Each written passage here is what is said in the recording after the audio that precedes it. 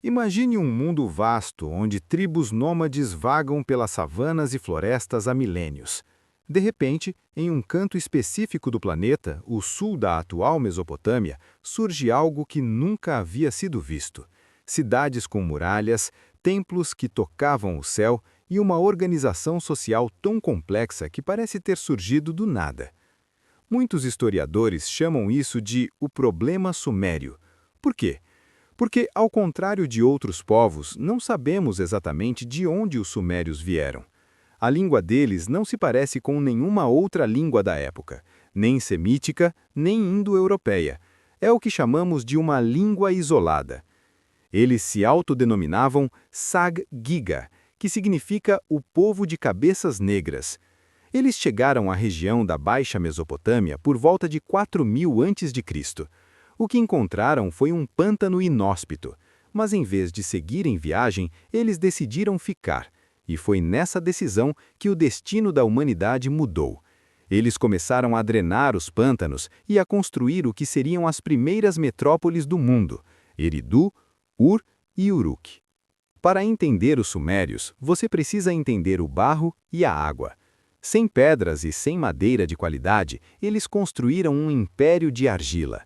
A engenharia hidráulica suméria é, talvez, a maior prova de inteligência coletiva da antiguidade.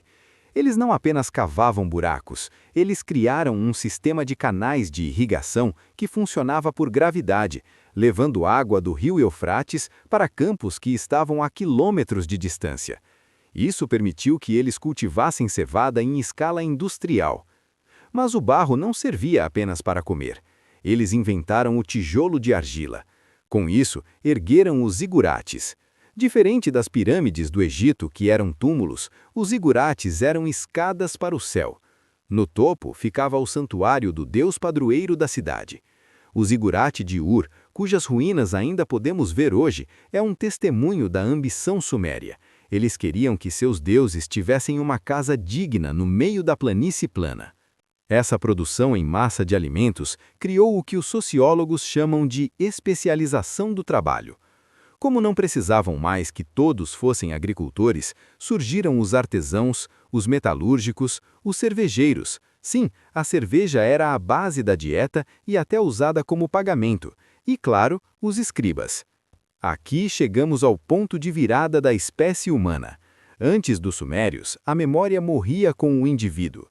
Depois deles, a memória tornou-se eterna. A escrita não nasceu para a arte, nasceu para o controle fiscal. Imagine o caos de uma cidade com 50.000 pessoas. Quem entregou o trigo? Quem pagou o imposto? Quem deve o quê? Os sumérios resolveram isso com fichas de argila que evoluíram para desenhos e, finalmente, para a escrita cuneiforme. Eles usavam um estilete de caniço em forma de cunha para pressionar tábuas de argila úmidas para registrar suas transações. Esse sistema era tão eficiente que foi usado por mais de 3.000 anos, sendo adaptado por acádios, babilônios e persas. Mas os sumérios foram além das planilhas de Excel da Idade do Bronze.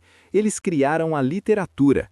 A epopeia de Gilgamesh, a história do rei de Uruk que busca a vida eterna, é a primeira narrativa épica do mundo.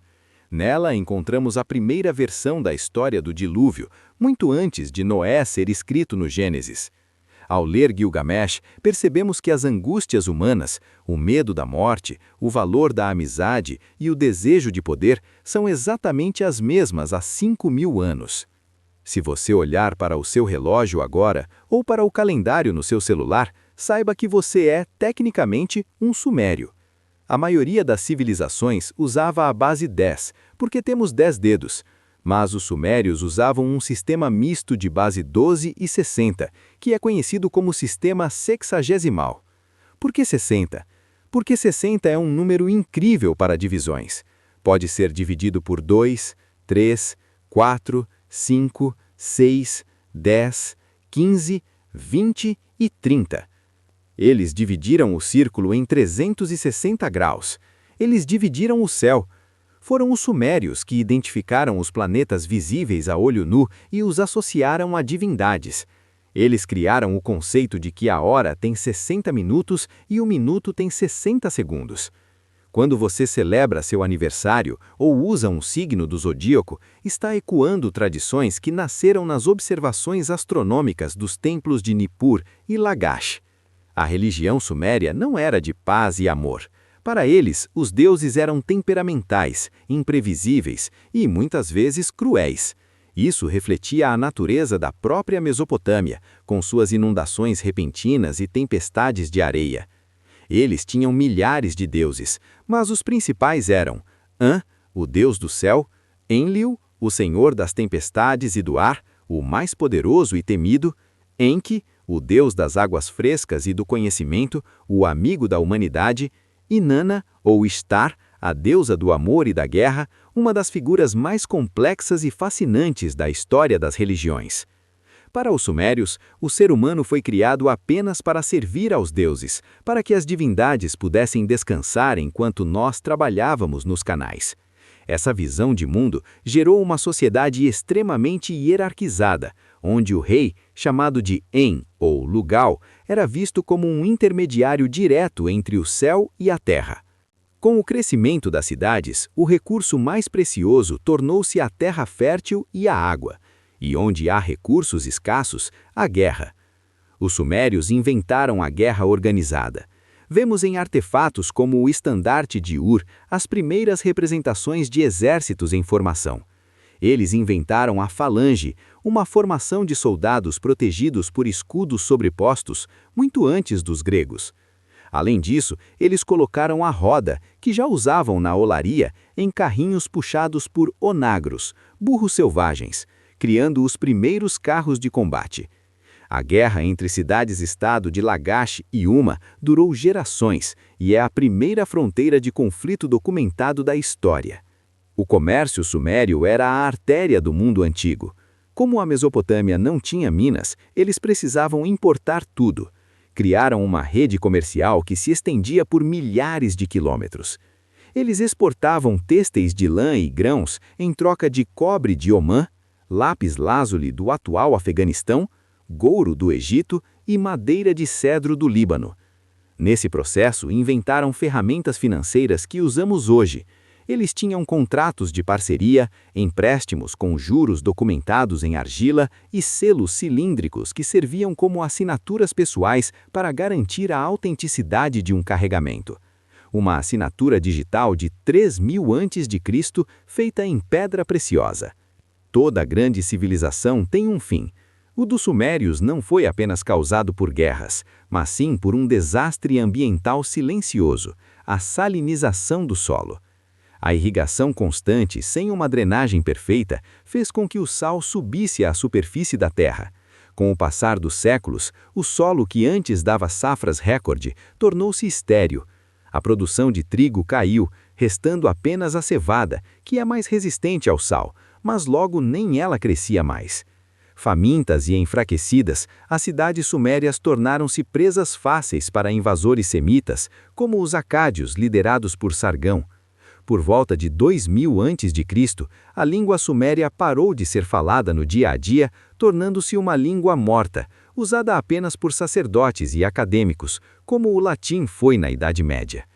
Por que gastamos tanto tempo estudando um povo que desapareceu há milênios? Porque a Suméria não é apenas passado, ela é a estrutura da nossa realidade. Quando você olha para uma cidade hoje, com seus problemas de saneamento, suas leis, sua hierarquia social e seus mercados, você está olhando para uma evolução do modelo sumério. Eles foram os primeiros a enfrentar os desafios de viver juntos em grandes grupos. Eles foram os primeiros a tentar entender o cosmos através da matemática. Eles criaram o conceito que a palavra escrita poderia vencer a morte. A Suméria é o DNA da civilização.